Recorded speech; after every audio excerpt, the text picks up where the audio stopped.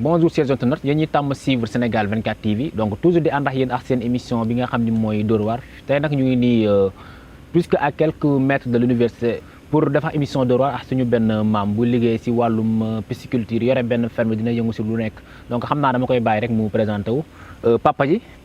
maa ngi lay ñaan nga présenté wu rek. waaw salaamaaleykum. waaleykum salaam. man maa ngi tudd Balla Kane. je suis né à Saint-Louis. Donc je suis pas à la retraite mais je suis au repos. J'ai fait un départ volontaire pour me consacrer à autre chose. Donc je suis des impôts et domaines. Mais j'ai commencé par l'agriculture au CRAT. Après le CRAT, j'ai été au ministère des Finances, à la solde, section centrale de la solde. Après, j'ai demandé à venir à Saint-Louis parce que je me sentais un peu étroit à Dakar. Donc j'ai obtenu l'affectation à Saint-Louis parce que j'avais des ambitions que je ne pouvais pas réaliser à Dakar. Donc j'ai demandé à venir à Saint-Louis, on m'a affecté ici, au service des domaines. Donc j'ai fait là-bas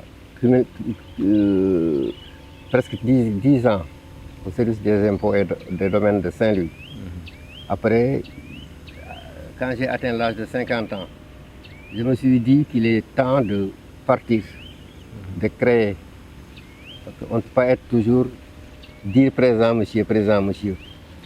Et il faut, quand on a des idées et qu'on est jeune, on a la santé, il vaut mieux se consacrer à une activité qui ne te concerne pas seul, mais qui va concerner peut-être beaucoup de jeunes. Donc je me suis dit que je vais faire un départ volontaire. J'ai fait un départ volontaire, je n'ai pas été à la retraite.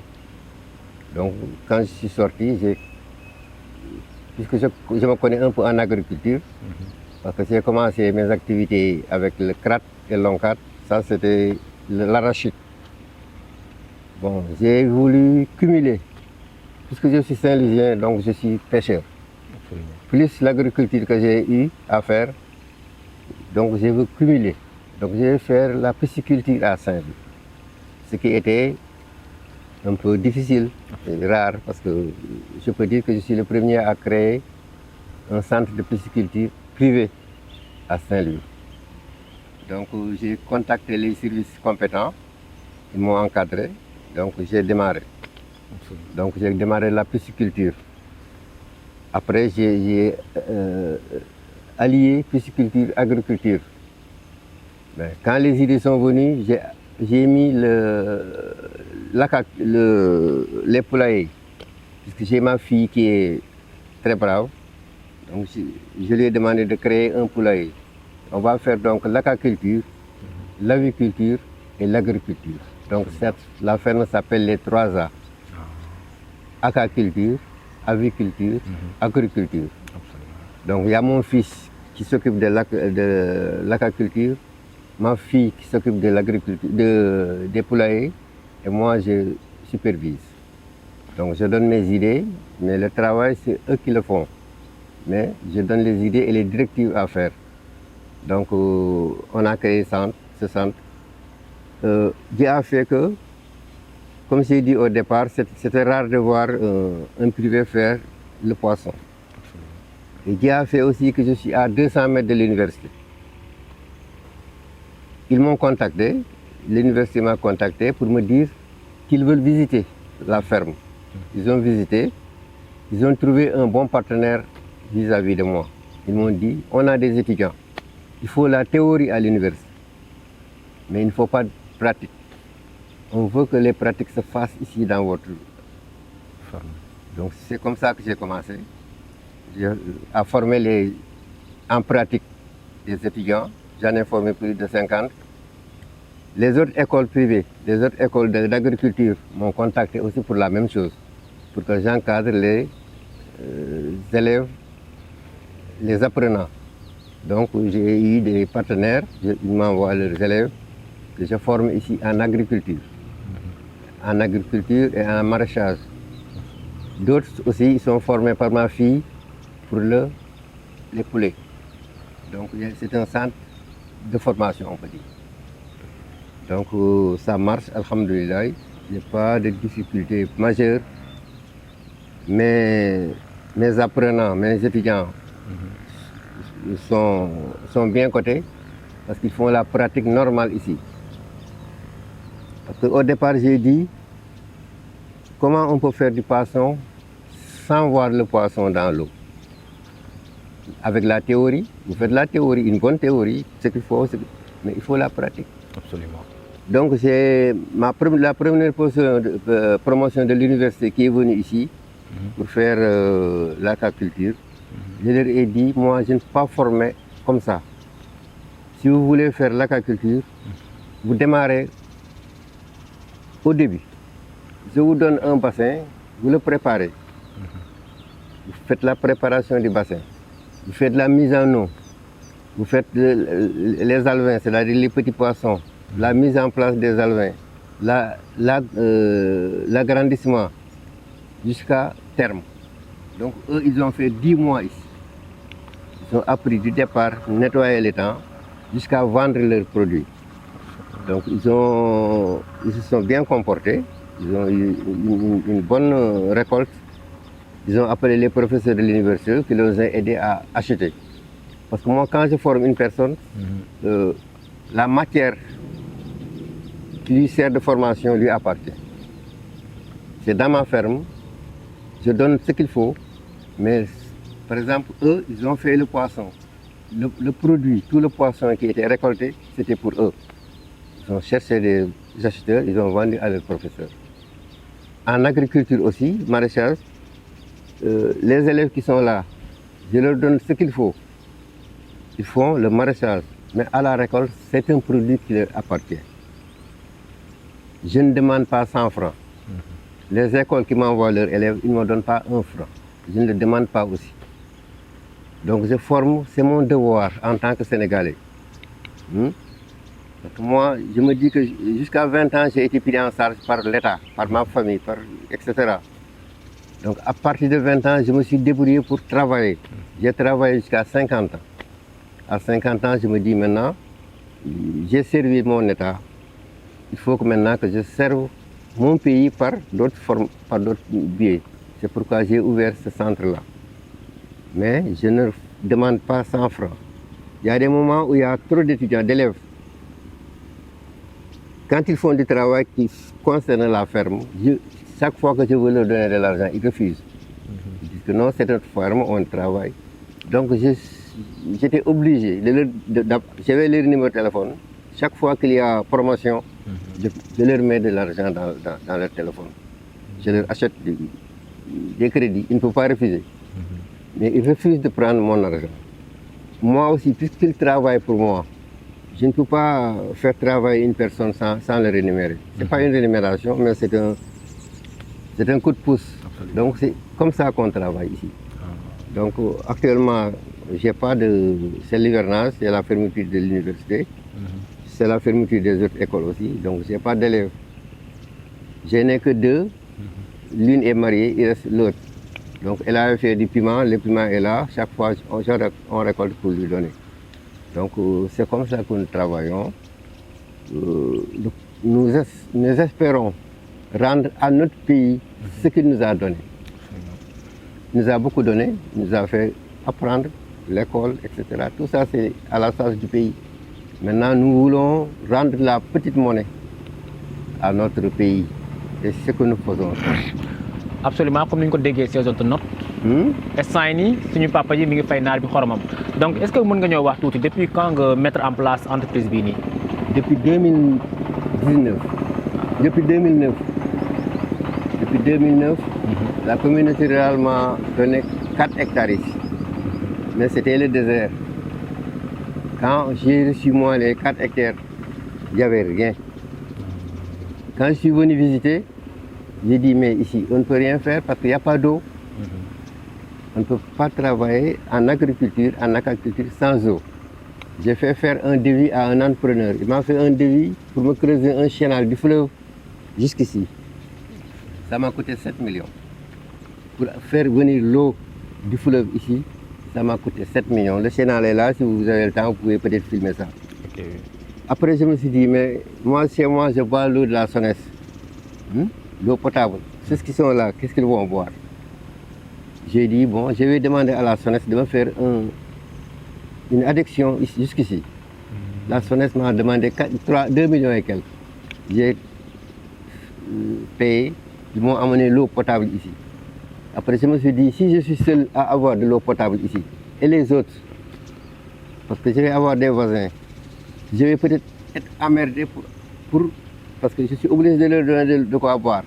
J'ai dit à la Sonesse de m'ouvrir un autre robinet. Ils m'ont ouvert un autre robinet pour la population ici. Je leur donne la clé, ils payent les factures et le robinet leur appartient. Donc c'est comme ça. Pour l'électricité, on ne peut pas la ferme électrifiée. Absolument. Il y a de l'électricité partout. La Sénélec m'a fait une extension de 2 millions et quelques. Donc j'ai l'électricité de 380 ici. Donc j'ai l'eau, la Sonesse, j'ai l'électricité de la Sénélec, j'ai l'eau du fleuve par un canal que j'ai fait. Absolument. Donc quand moi je suis installé ici, j'étais le premier presque.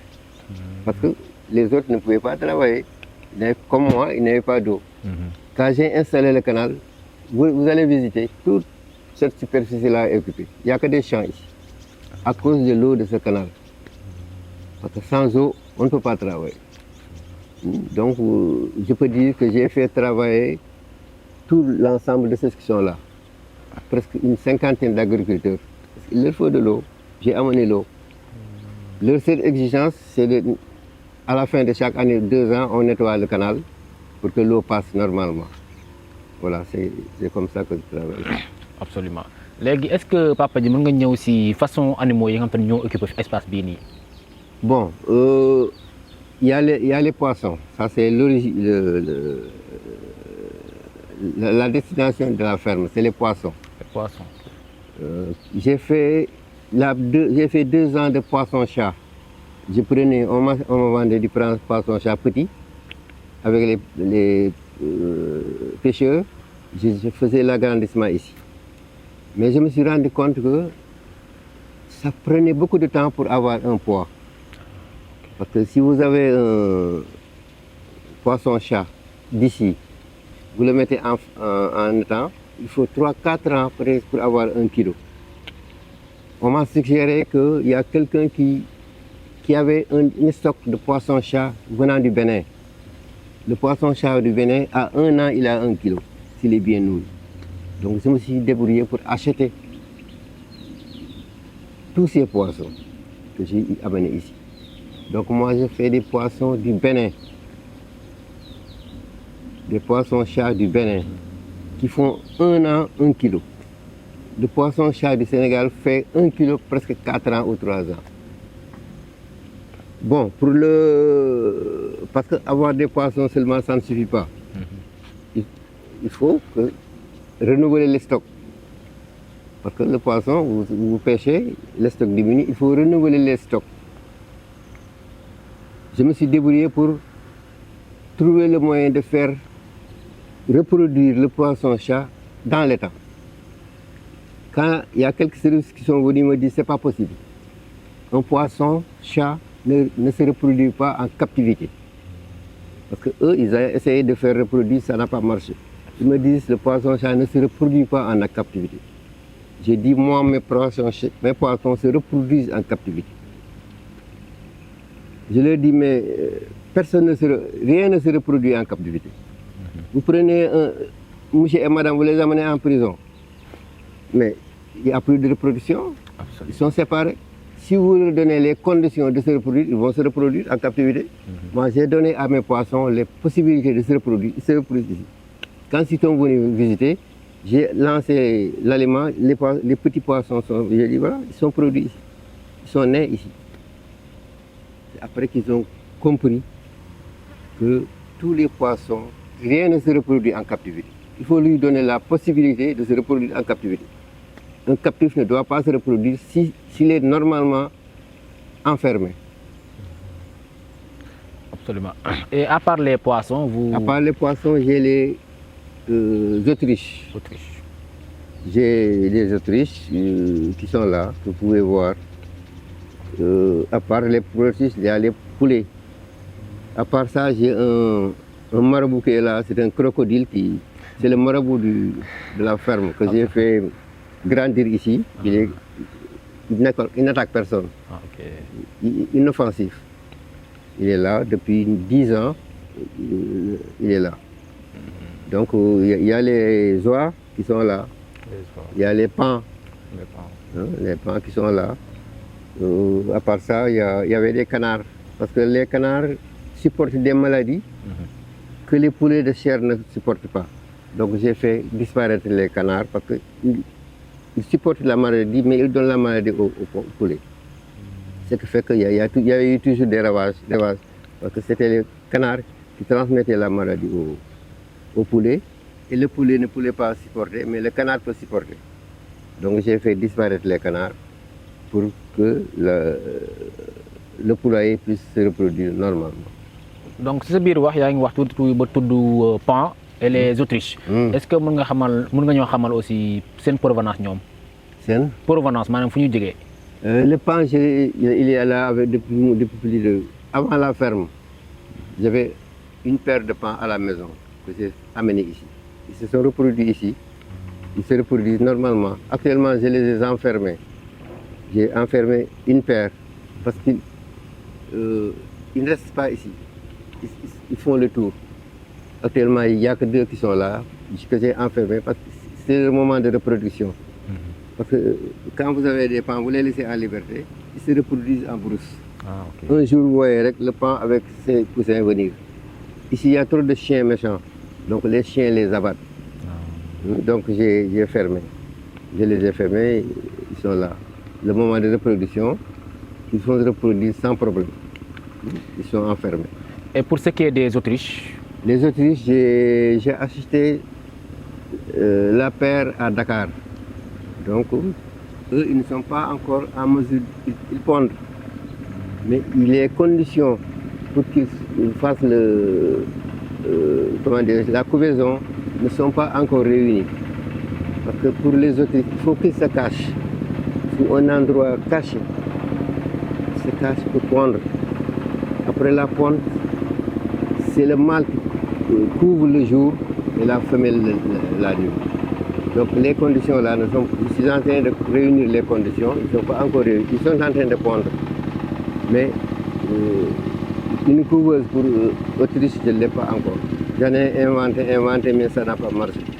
Donc je suis en train de faire les conditions pour qu'ils puissent couver eux-mêmes. Ils doivent couver normalement. Mais actuellement, ils ne couvent pas. Ils pondent seulement, mais ils ne couvent pas.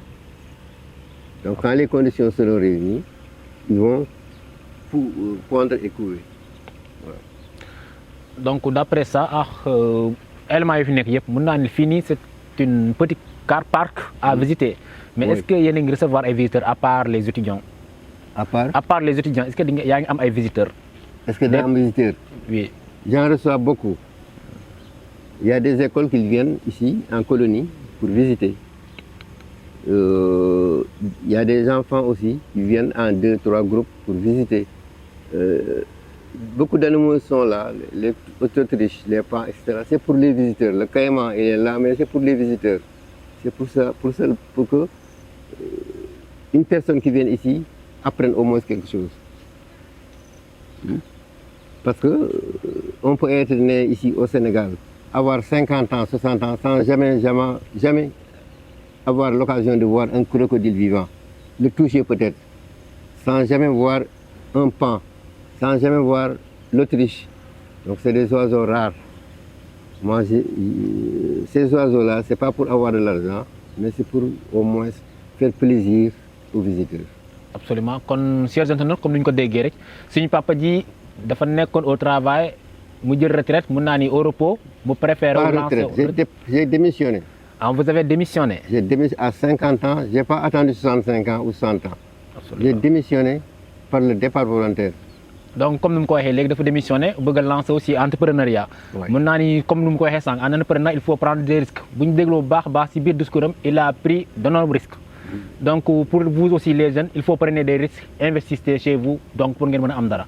Xam naa dañ lay bàyyi rek pour nga joxe sa dernier mot.